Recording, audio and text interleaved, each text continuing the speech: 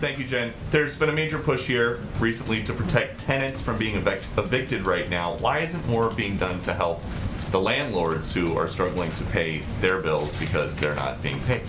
Well, actually, the landlords can benefit from exactly the same emergency rental assistance that renters can benefit from. But right now, as we understand it, many states are not distributing that money. The Washington Post says that this measure could drive thousands of minor landlords to bankruptcy.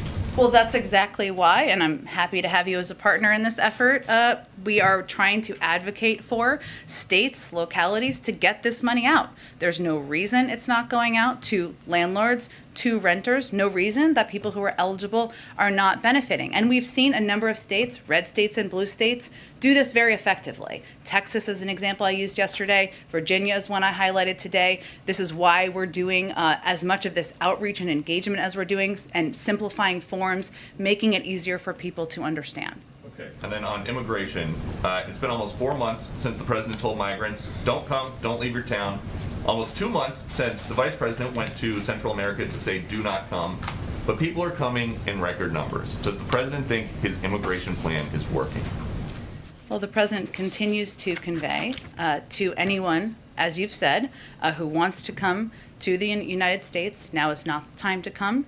It is not the time to come and try to go through irregular migration. We want to have an effective process where you can apply for asylum, where you can apply for legal status. We have increased our investment in areas like the Central American Minors Program, allowing people to apply from within country so they are not making that dangerous trip. There's more that needs to be done.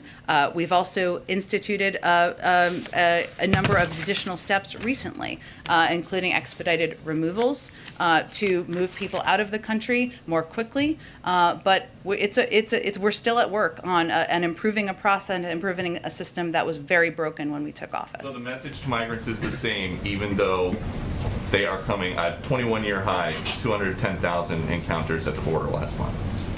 And I would also note the number of people who were removed from the border, which is an important part of the context, which is almost half of that number. But he's saying don't come, and they're coming.